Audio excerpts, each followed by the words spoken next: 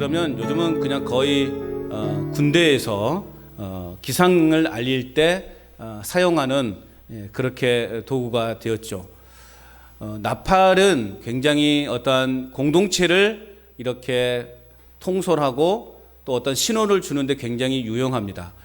우리나라에도 정통 이제 이제 내빈이 오거나 어떤 국빈이 오게 될 때 우리나라 고유의 악기로 이렇게 뭐 국민의례를 진행하고 그럴 때 먼저 나팔수가 쫙 불죠.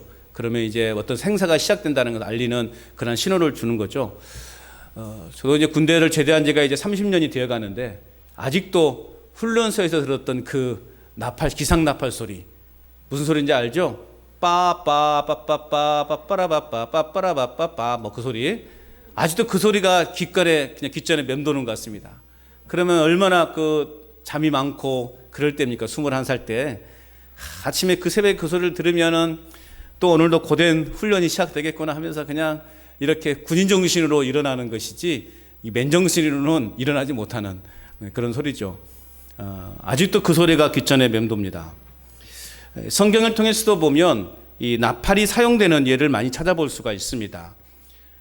나팔을 울릴 때면 사람들은 그 나팔 소리의 그 길게 부는가 짧게 부는가, 또 나팔 소리의 그 높게 부는가 낮게 부르는가, 또 이 나팔 소리가 몇 번 끊어져서 이렇게 울리게 되는가 부러지게 되는가를 알기 위해서 어떤 내용의 어떤 의미의 나팔 소리인가를 듣기 위해서 사람들은 경각심을 가지고 그 나팔 소리에 귀를 기울이게 되는 것이죠.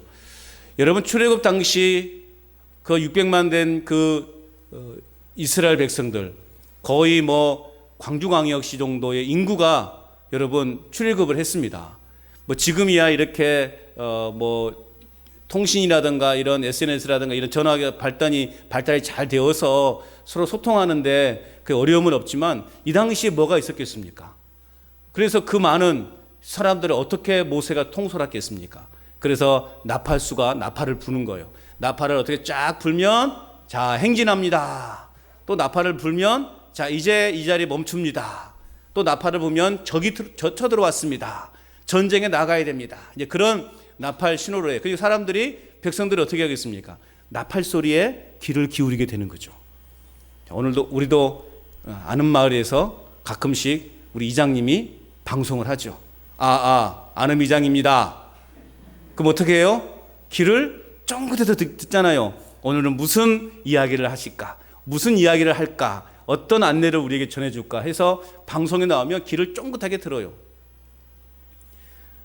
오늘 마찬가지로 이 나팔이 여러 사람들에게 이제 어떤 신호를 주고 여러 사람들에게 이야기를 하는, 비록 내가 이렇게 말하지 않지만 지금의 이 나팔은 이런 의미다라는 것을 알려주는 것이죠.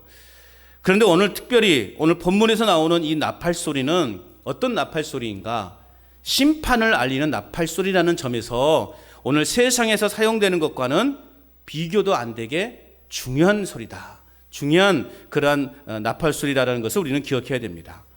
그래서 이 나팔 소리는 모든 사람들이 주목하고 두려워하지 않으면 안 되는 소리다라는 것을 여러분이 염두에 두시고 오늘 본문으로 나아갔으면 좋겠습니다. 자, 우리는 지난 시간에 어떤 내용이 있었습니까? 천사가 금향로에 성도의 기도를 담아서 향연과 함께 하나님 앞에 그 보좌 앞에 있는 금단에 드리는 것을 보았습니다. 그리고 난 다음에 그 향로에 금단에 불을 담아다가 땅에 쏟았어요. 그러니까 어떤 일이 벌어졌습니까? 그 땅에 순식간에 우레와 음성과 번개와 지진이 임하게 된 것을 우리는 지난 시간에 함께 살펴보았습니다. 이것은 무엇인가? 바로 성도의 기도가 하늘에 상달되어서 하나님의 심판이 내려오는 것을 말하는 것이다 라는 것을 말씀을 드렸어요. 성도의 기도를 하나님은 심판의 도구로 사용하셨다라고 그렇게 우리가 이해했습니다. 자, 우리가 하나님 편이고 하나님이 기뻐하시는 존재라면 우리의 기도는 역사를 뒤바뀌는, 역사를 바꿀 수 있는 능력이 있음을 믿으시기 바랍니다. 왜요? 하나님이 이 땅의 역사를 다스리고 계시니 우리가 그 하나님의 이름, 하나님 안에서 기도하는, 하나님의 그 능력을 힘입어 기도할 때 우리의 기도는 세상을 바꿀 수 있는 능력이 있다라는 거죠. 세상을 바꿀 수 있는 능력이 있는데 나 한 사람의 삶, 우리 가정의 삶을 바꿀 수 없겠습니까? 그래서 우리는 더 간절히, 더 믿음으로 하나님 앞에 기도하는 삶을 살아가야 하는 것입니다. 자, 이제 오늘 우리가 이제 본문으로 들어가서요. 오늘 본문에 보면 하나님은 심판을 알리는 나팔을 이제 준비하시죠. 6절 말씀 우리 같이 한번 읽어볼까요? 6절 시작. 7 나팔을 가진 7 천사가 나팔 불기를 준비하더라 말씀하고 있어요. 자, 하나님께서 준비하신다는 것은 무엇을 말하는 것인가? 하나님이 준비하고 계시다라는 것은 결국 심판의 시기와 형태와 그 모든 것이 하나님에게 속해 있다라는 것을 우리에게 알려줍니다. 이 심판의 주체는 누구다? 하나님이시다는 거예요. 하나님의 손에 의해서 하나님의 심판이 시작이 된다라는 것을 오늘 우리에게 말씀해 주고 있다는 거죠. 그렇기 때문에 하나님이 한번 작정하신 것은 세상에 그 어느 누구도 변경할 수도 없고 수정할 수도 없고 더하거나 뺄 수도 없다라는 거예요. 그렇기 때문에 우리는 단지 그 심판의 나팔이 울릴 날을 대비하는 삶을 살아가야 되는 것입니다. 우리 임의대로 우리가 능력이 있다고 해서 그 하나님의 이 나팔 소리를 멈추게 할 수 없다라는 거예요. 지연시킬 수 없다라는 거예요. 그 볼륨을 확 줄여버릴 수도 없다라는 거죠. 하나님의 나팔을 부시는 그 순간이 심판의 시작이라는 거예요. 그렇기 때문에 오늘 우리는 어떤 모습으로 기다려야 되는가? 그 심판의 나팔이 울릴 날을 대비하는 삶을 살아가야 되는 것입니다. 그렇다면 오늘 본문이 우리에게 말하려고 하는 목적이 뭘까? 도대체 이 나팔 심판이 의미하는 것은 무엇일까를 한번 또 생각해 봐야 되겠죠. 자, 앞으로 소개되는 오늘 본문에 소개되는 이 4가지 나팔 심판은 특별히 이스라엘 백성들이 출애굽하기 전에 애굽 땅에 내리졌던 10가지 그 재앙과 연결이 되어 있다는 것 우리는 생각하셔야 됩니다. 그렇기 때문에 이 10가지 재앙을 애굽에 내리신 그 하나님의 목적이 무엇인지를 안다면 오늘 우리는 이 나팔 심판이 의미하는 것이 무엇인지를 알 수 있다는 거예요. 자, 하나님께서 애굽에 10가지 재앙을 내리신 이유는 뭘까? 애굽의 바로와 백성들을 회개시키기 위해서 하나님이 10가지 재앙을 애굽에 내리셨을까? 그렇지 않다라는 거예요. 하나님이 애굽에 10가지 재앙을 내리신 것은 애굽의 바로와 애굽 사람들을 회개시키기 위해서 내리신 것이 아니라는 말씀이에요. 오히려 바로의 마음을 더 완악하게 만드십니다. 그러잖아요. 여러분 10가지 재앙 내용을 보면 바로의 마음이 이제 조금 수그러질 때도 될 만한데 어떻습니까? 바로는 더욱 완악해져요. 그 바로가 완악해지는 것을 누가 주셨다는 거예요? 하나님이 그 마음속에 그 완악함을 불어넣어 주셨다는 거예요. 그래서 더 완고하게 해서 하나님을 대적하는 자리에 서 있도록 하시기 위해서 하나님은 10가지 재앙을 애굽 가운데 내리셨다는 것을 우리는 출애굽기를 통해서 알 수 있습니다. 자, 그렇다면 왜 굳이 하나님이 그런 방식을 택하셨을까? 그냥 한 번에 그냥 팍 쓸어버리고 이스라엘 백성들을 가나안 땅으로 인도할 수 있었을 터인데 왜 하나님은 굳이 그렇게 번거롭게 막 그렇게 어떠한 일들을 하셨을까? 하나님께서 10가지 재앙을 통해 이루시고자 했던 뜻은 무엇일까? 그것은 바로 하나님의 그 전지전능하심을 세상 가운데 드러내시게 하기 위해서였어요. 그들이 하나님이 어떤 존재인가? 하나님은 정말 전지전능하신 분이다 라는 것을 깨우치게 하기 위해서 하나님은 그렇게 10가지 재앙을 애굽 가운데 내리셨다는 것입니다. 자, 이것을 오늘 본문에 그대로 한번 적용해 보십시다. 자, 나팔 심판이나 또 앞으로 우리가 이제 또 보게 될 대접 심판이 있거든요.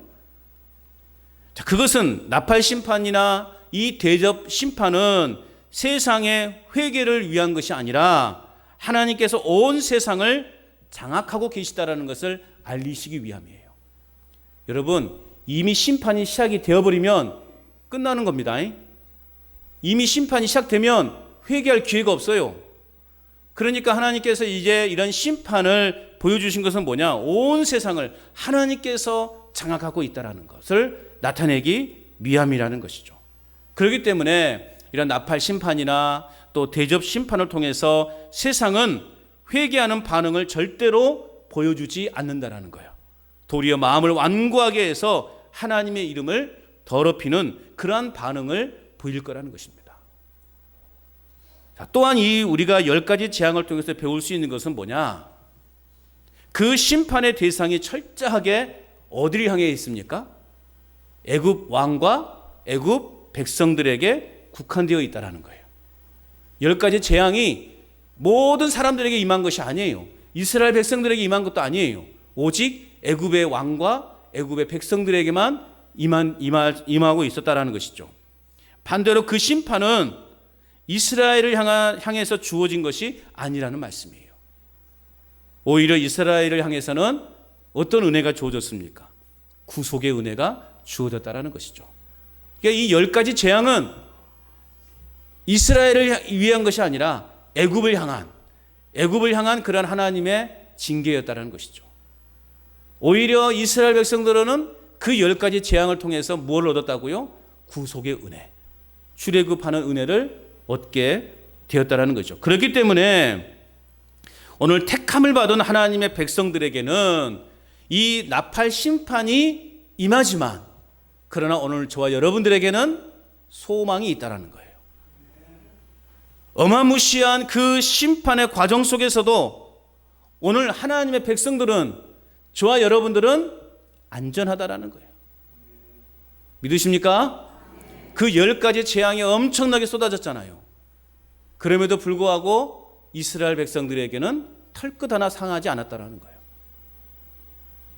이런 은혜가 우리에게 있는 줄로 믿습니다. 그래서 요한계시록은 결국 우리에게는 소망이 되는 것이고, 우리에게는 희망이 되는 것이고, 우리에게는 축복을 주는 메시지라는 것입니다.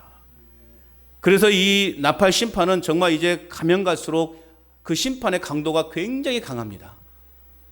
그럼에도 불구하고 오늘 저와 여러분이 두렵지 않은 것은 이 심판은 나를 향한 것이 아니라 세상에 믿지 않는 자들을 향한 것이다. 오늘 우리에게는 반대로 구속의 은혜가 주어지는, 오늘 그날이 바로 우리에게는 구원의 날이고 축제의 날이다라는 것이죠. 그렇기 때문에 여러분, 이 심판이 결코 우리에게는 염려가 되지 않는다는 것입니다. 그저 우리는 그 심판의 때에 그 축제에 참여하도록 지금 우리는 이 땅에서 잘 준비되어 있는 그런 믿음의 삶을 살아가야 한다는 것입니다. 자, 그런 의미로 우리가 이 나팔 심판을 우리가 이해할 수 있는 것입니다. 자, 그런 마음으로 우리가 이제 앞으로 전개될 이 심판의 내용들을 살펴보면 훨씬 더 이해하는 폭이 넓지 않겠습니까? 자, 그래서 오늘 첫째 천사가 나팔을 불 때 어떤 일이 벌어졌는가? 7절 말씀 같이 읽어보겠습니다. 시작. 첫째 천사가 나팔을 부니 땅의 3분의 1이 다 타버리고 수목의 3분의 1도 타버리고 각종 푸른 풀도 타버렸더라. 아멘. 자, 오늘 이 첫 번째 이 심판, 나팔 심판은 애굽의 10가지 그 재앙 중에서 7번째 재앙인 우박 재앙의 사건을 연상시켜 줍니다. 우박. 요즘 가끔씩 이제 뭐 TV에 보면 막 우박이 내렸다, 이런 그런 뉴스를 보게 되는데요. 요즘 우박이 내리면 마치 하늘에서 돌덩어리가 떨어진다라고들 말을 해요. 실제로 미국의 텍사스 등 몇몇 지역에서 최근 3년 동안 이 우박에요, 최대 우박의 기록이 계속 갱신되고 있다는 그런 보도가 있습니다. 우박의 지름이 약 16cm 정도 된대요. 그 제가 자로 재봤더니 한 제 손바닥만한 우박이 떨어지는 거예요. 놀라지 않으시네. 요만한 우박이 여러 번 떨어진다 생각, 요만한 우박이. 그리고 2020년도에 리비아 수도인 트리폴리에는요, 거의 18cm가 되는 크기의 우박이 떨어졌다고요. 18cm면 그냥 제 손바닥만한 거, 이만한 우박이 여러 번 떨어진다고 생각해 보세요. 어떻게 되겠냐고요. 죽지요, 죽어. 차도 빵꾸 나고, 뭐 어떻게 해서 들의 채소들이 어떻게 되고, 이파리들이 다 구멍이 뚫리고 다 못 쓰게 되겠죠. 그래서 실제로 이런 이런 어마어마한 크기의 우박이 내리면서 미국 등의 그 피해가 뭐 100억 이상이 된다고 그래요. 엄청난 피해를 주는 거죠. 그래서 사람들로 하여금 그 우박은 공포감을 갖게 합니다. 요즘 우박은. 예전에는 뭐 한 콩알보다 작아가지고 그냥 그 우박도 막 일부러 막 맞기도 하고 손으로 막 이렇게 받아서 장난도 치고 그랬던 기억이 있어요. 근데 요즘은 그 우박 맞으면 안 돼요. 어찌 될지 몰라요. 공포감을 이제는 주게 되는 그런 우박이 되었습니다. 그런데 오늘 본문에 보면 어떻게 되어 있어요? 피 섞인 우박과 불이 함께 떨어진다고 말하고 있어요. 그 우박 자체만 해도 우리에게는 공포가 되고 두려움이 되는데 피 섞인 우박과 불이 함께 떨어진다고 생각해 보십시오. 살아남을 사람이 있습니까? 그 결과 어떻게 되겠어요? 오늘 본문에 보니까 땅과 수목, 각종 푸른 풀도 다 타버린다고 말씀하시고 있어요. 자, 그런데 우리는 여기서 또 주목해야 될 내용이 있죠. 제가 항상 강조해서 말씀을 드리죠. 성경은 읽을 때 뭘 주목하라? 반복된 걸 주목하라. 그 말씀을 드렸어요. 자, 오늘 여기서 우리가 주목해야 될 것은 뭐냐? 땅과 수목과 각종 푸른 풀들이 다 타버린 것이 아니라 얼마만? 3분의 1. 3분의 1만 영향을 주고 있다. 오늘 성경은 말씀하고 있어요. 또 이후로도 등장하는 그 심판의 내용을 보면 계속해서 3분의 1이라는 말이 등장을 하게 됩니다. 결국 이 말은 무엇일까? 이 말의 의미는 심판이 시작되기는 했지만 아직 최종적인 심판은 아니라는 뜻을 암시하고 있는 거예요. 최종적인 심판은 다 없애버리는 건데 3분의 1만 없앤다는 거예요. 3분의 1만 피해를 준다는 거죠. 그건 결국 아직 하나님의 최종적인 심판이 임하지는 않았다. 어마어마한 이러한 피 섞인 우박과 불이 함께 떨어지면서 모든 초목들을 다 태워버리지만 그러나 아직 그 태움의 조건은 3분의 1밖에 안 된다는 거죠. 무엇을 말하는 거예요? 아직까지 완전한 최후의 심판이 온 것이 아니기 때문에 우리에게 회개할 기회를 주시는 하나님의 자비로우심을 우리는 여기서 엿볼 수 있는 것입니다. 하나님은 그냥 억지로라도 한 영혼이라도 더 회개해서 그 심판에서 벗어날 수 있도록 하기 위해서 끝까지 기회를 주시는 거예요. 얼마나 하나님은 자비로우신 분이십니까? 그냥 한 방에 다 이렇게 쳐버릴 수도 있는데 하나님은 그러지 않아요. 우리가 어쨌든 한 영혼이라도 더 구원받게 하기 위해서 하나님은 이렇게 배려를 하고 계시다는 것입니다. 첫째 나팔에 불 때 피 섞인 우박과 불이 함께 떨어져서 모든 수목을 다 태워버리십니다. 두 번째 나팔을 불죠. 8절과 9절 말씀 읽어봅니다. 시작. 둘째 천사가 나팔을 부니 불붙는 큰 산과 같은 것이 바다에 던져짐에 바다의 3분의 1이 피가 되고 바다 가운데 생명 가진 피조물들의 3분의 1이 죽고 배들의 3분의 1이 깨지더라. 자, 불붙는 큰 산과 같은 것이 바다에 던져진대요. 큰 산이라고 하는 것은 세상 나라를 의미한다라고 볼 수 있어요. 이것이 바다에 던져지자 바다가 어떻게 돼요? 피가 되어버린대요. 파괴되어 버린대요. 이런 바다가 피가 된다고 생각해 보세요. 어휴, 징그러워. 그렇지 않습니까? 예전에 제가 이제 군대에 있을 때 군함을 타고 가게 되면요, 가끔씩 이제 저희는 이제 바다 멀리 나가니까 돌고래가 이제 가끔씩 보여요. 여러분 돌고래 보셨어요? 저는 징글징글하게 봤어요. 여러분 가끔씩 보잖아요. 저는요 보면은 그냥 돌고래들이 제가 타는 그 군함하고 같이 막 움직여요. 근데 가끔씩 가다 보면 배가 쿵 소리가 나요. 그리고 보면은 피가 팍 올라와요. 왜 그럴까요? 돌고래랑 부딪힌 거예요. 바보같이. 멀리서 가지 왜 군함하고 싸워보겠다고 한번 부딪혔는지 모르겠지만 그러면 그냥 그 주변이 벌겋게 변해요. 그것만 봐도 여러분 아유 불쌍한 거, 아유 그냥 징그러운 거 하는데 온통 바다가 여러분 피바다가 되었다고 생각해 보세요. 상상이 됩니까? 바다가 파괴돼 버린 거죠. 자, 이렇게 바다가 피로 변한 것에 대해서 뭐 여러 가지 해석들이 있습니다. 막 적 그리스도 국가의 멸망이다. 또 타락한 천사가 해를 주는 것으로 해석하는 경우가 있어요. 또 고투족에 의한 로마의 멸망으로 보는 또 해석도 있어요. 또 어떤 학자는 화산 폭발이나 그와 유사한 파괴로 인해서 환경 오염 때문에 변화된 바다 색깔을 뜻하는 것이다라고 그렇게 이렇게 해석하는 그런 사람도 있습니다. 자, 어찌됐든 해석이 여러 해석이 있지만 어쨌든 실제로 오늘 우리가 사는, 우리가 생활하고 있는, 우리가 접하고 있는 바다는 어떻게 되고 있습니까? 여러 가지 상황으로 바다가 오염되고 있고 바다가 변화되고 있지 않습니까?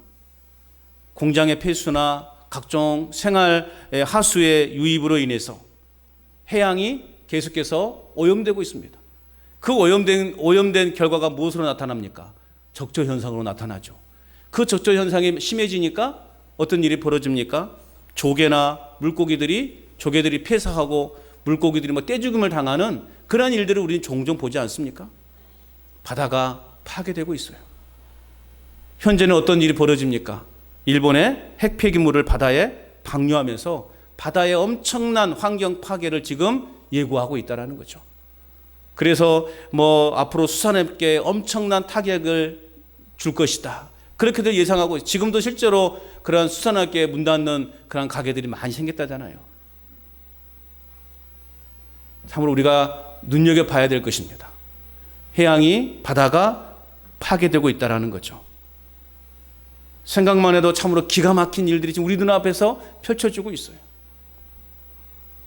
그 폐기물이 바다에 가라앉는다고 그러잖아요. 그러니까 별 염려가 없다라고도 이야기하죠. 그런데 그 바다에 가라앉아 있는 그 방사능 섞인 그 물을 조그만 어떤 생물체가 먹어요.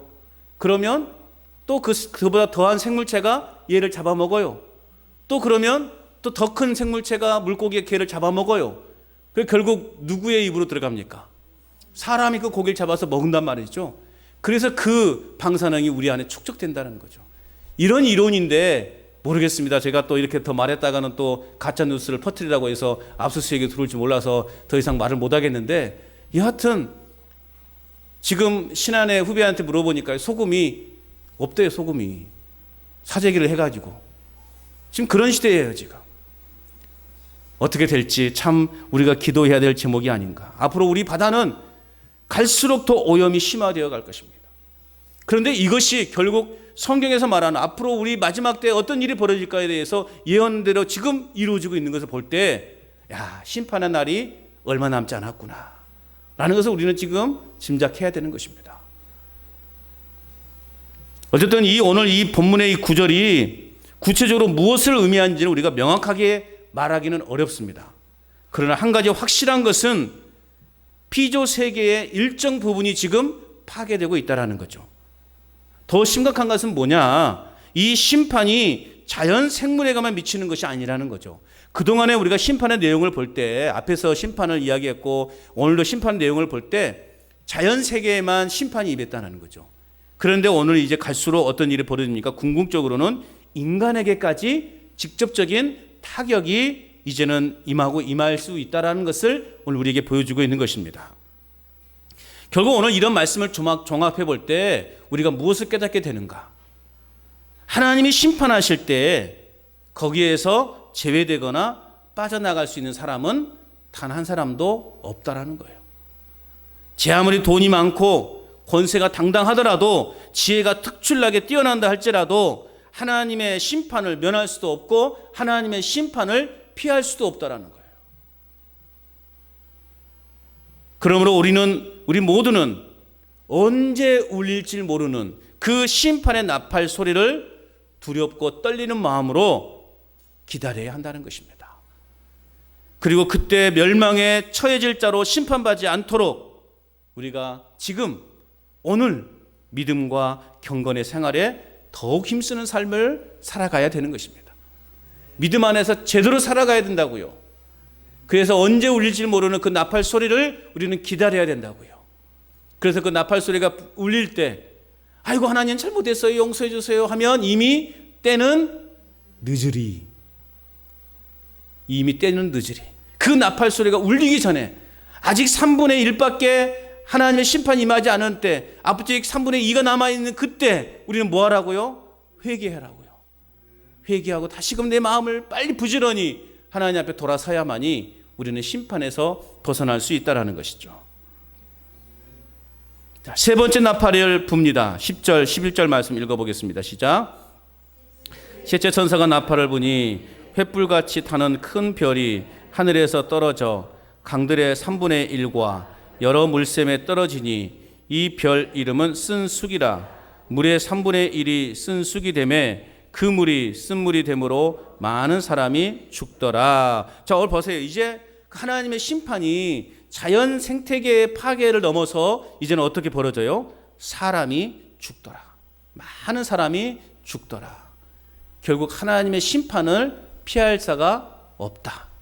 하나님의 심판이 시작될 때 우리가 요즘은 방공호라고 해서 전쟁이 일어나면 미사일이 날아오면 어떤 벙커로 들어가면 살 수 있다고 하지만 하나님의 심판은 그렇게 피할 수 있는 벙커도 없다.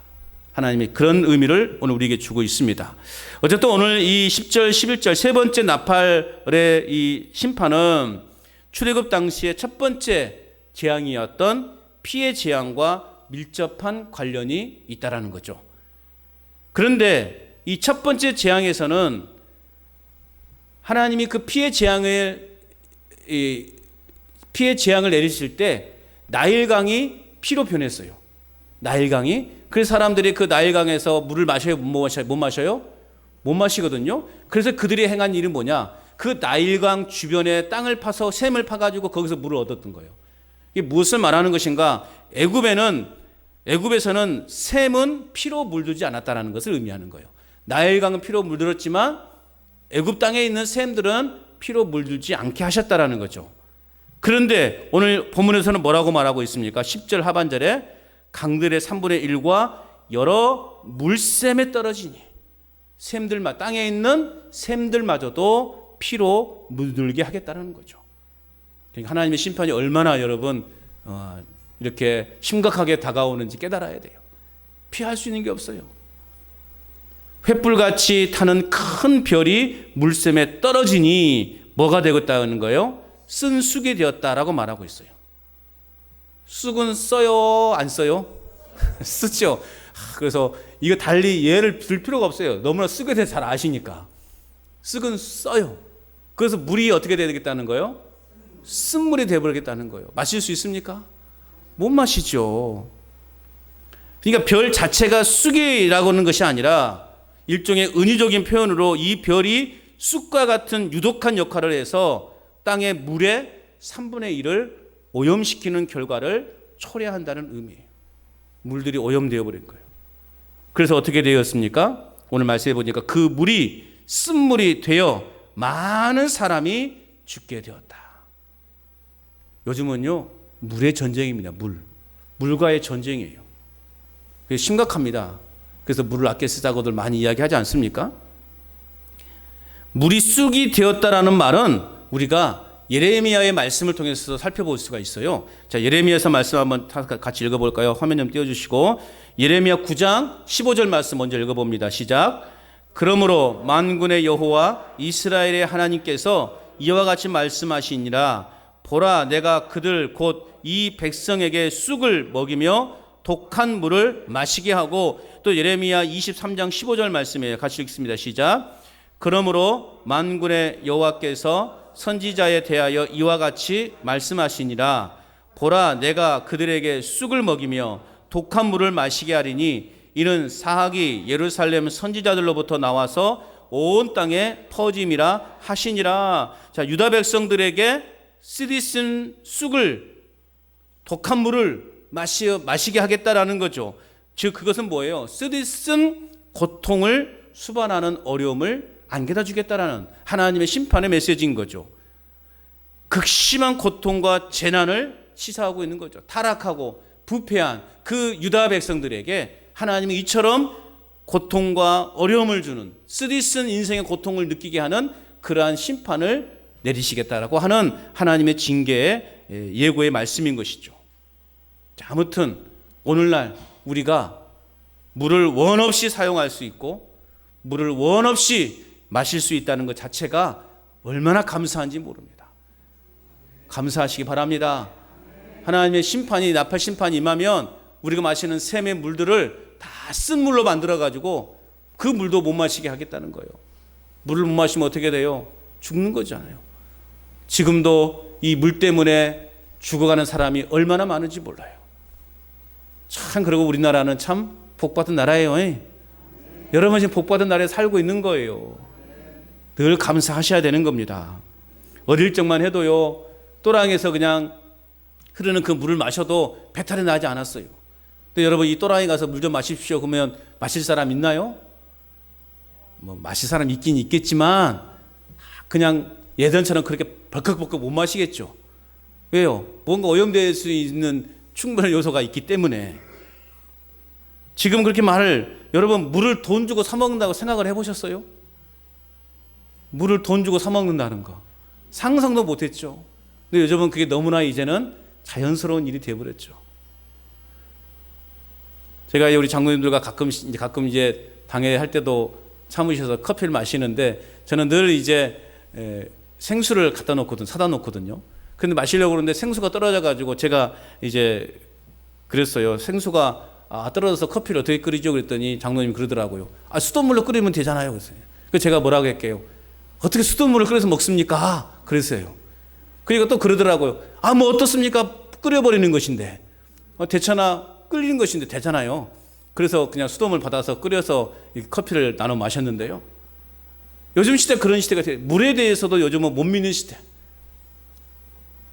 요즘 심각한 시대를 우리는 살고 있어요. 그래서 소위 물과의 전쟁이다라고 말해도 틀리지 않을 것 같습니다.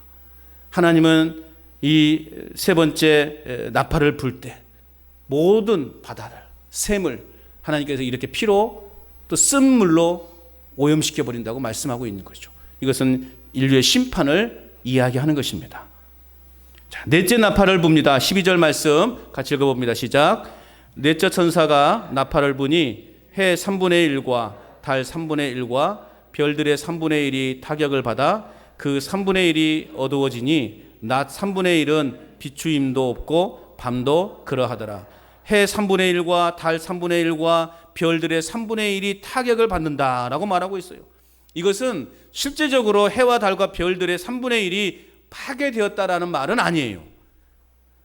어떤 대폭발로 인해서 마치 사도 요한의 눈에는 해와 달과 별들의 3분의 1이 파괴된 것처럼 그렇게 보였기 때문에 아마 이렇게 표현했을 것이다 라고 그렇게들 이야기합니다. 어쨌든 이 재앙은 출애굽기 10장에 나와 있는 9번째 재앙인 흑암 재앙과 이렇게 연결을 해볼 수 있습니다.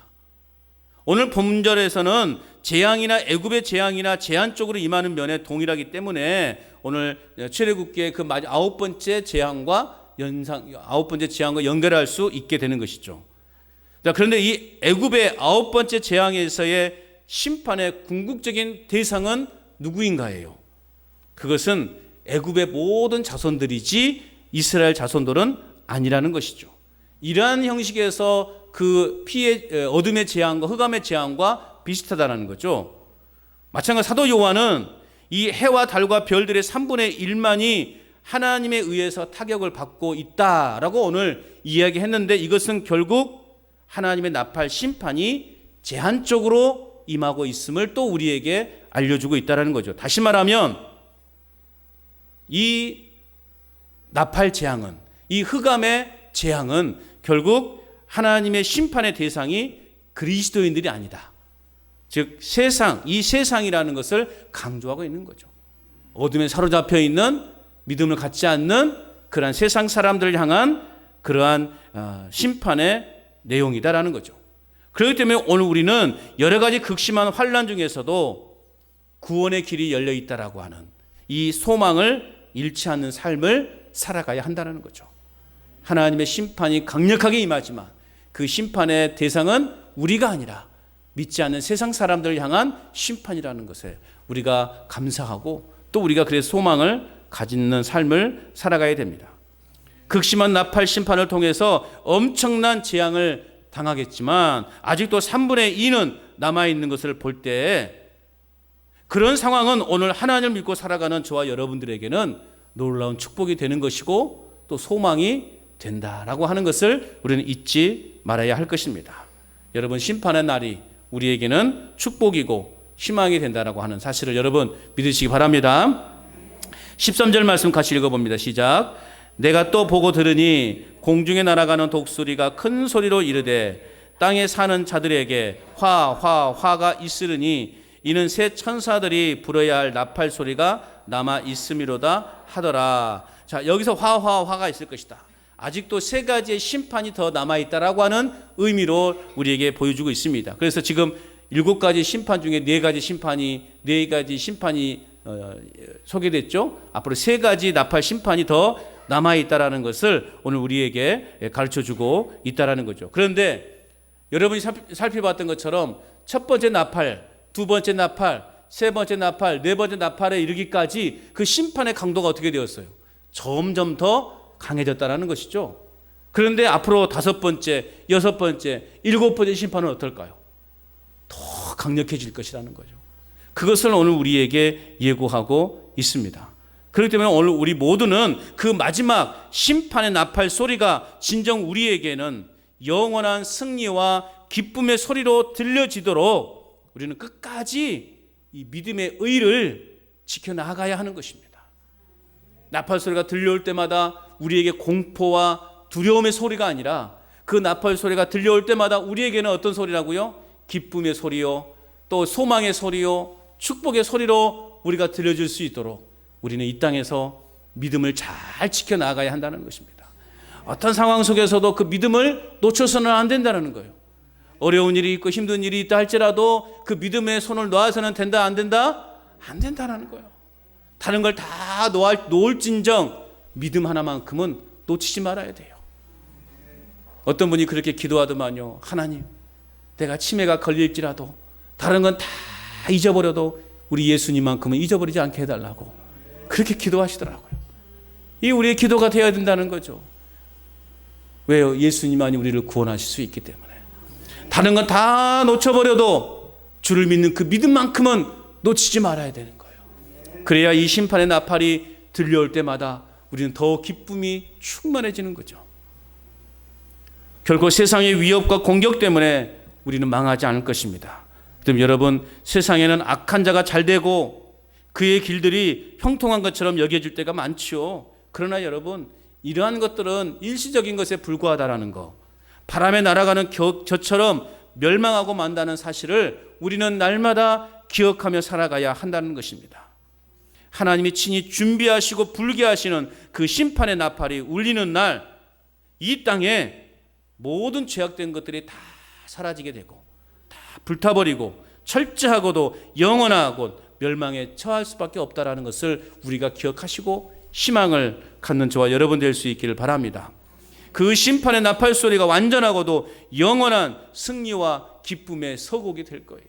처음에 어떤 축제장에서 나팔 소리가 부 하고 울리면서 그 축제가 시작되는 것처럼 이 나팔 소리는 우리에게 영원한 안식과 영원한 축복과 기쁨이 시작되어지는 그 나팔 소리가 된다는 것입니다. 물론 그때와 그 시기는 온전히 하나님께 속하는 것으로서 우리는 알 수 없어요. 분명히 그 심판의 나팔이 울릴 날이 있다는 것과 또 가까이 오고 있다는 것을 우리가 충분히 인식하고 살아가야 되는 것입니다. 그렇기 때문에 우리가 그때를 잘 준비하는 삶을 살아야 돼요. 이제 또 추석이 명절이 앞두고 여러분 또 잘 준비하시잖아요. 그죠? 미리 장에 가셔서 또 살 것도 사고 자식들도 쌓아줄 것도 또 준비하고 잘 명절을 준비하잖아요. 그래야만이 그 명절이 어떻게 됩니까? 즐거운 날이 되는 거예요. 여러분 며느리 때 많이 경험하셨죠?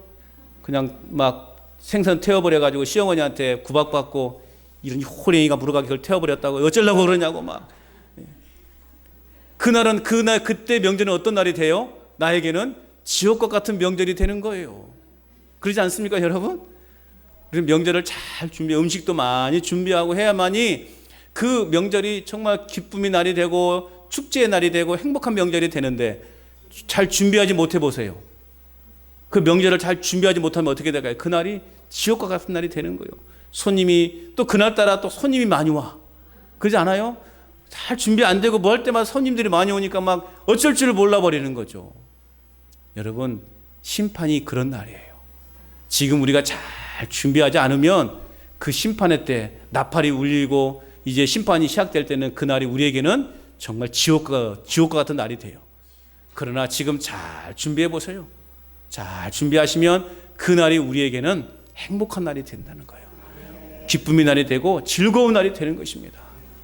즐거운 명절을 우리가 준비하듯이 주님의 그 심판의 날을 잘 준비하셔서 정말 그날이 축복의 날이 될 수 있기를 소망합니다. 우리에게 그 심판의 나팔이 승리와 기쁨이 되느냐 아니면 멸망과 슬픔이 되느냐라고 하는 것은 바로 지금 이 순간 우리가 얼마나 충실히 믿음과 그 의를 말씀을 지켜나가느냐에 달려있다는 거죠. 지금 우리에게 달려져 있어요. 그 심판의 나팔이 우리에게 승리와 기쁨의 날이 되느냐 아니면 멸망과 슬픔이 되느냐, 지금 우리가 어떻게 그날을 준비하느냐에 달려 있습니다. 여러분 믿음을 잘 지켜가시길 바랍니다. 말씀을 잘 지켜가시길 바랍니다. 그래서 어린 다윗이 골리앗 앞에서도 주눅들지 않고 외쳤던 그 신앙 고백으로 참 믿음의 삶으로 승리하는 삶을 살아가시고 그날이 우리에게는 기쁨이요 축제요 행복한 날이라고 그렇게 우리가 모두 그날을 기다릴 수 있는 신실한 믿음의 삶을 살아가시기를 주님의 이름으로 축원합니다.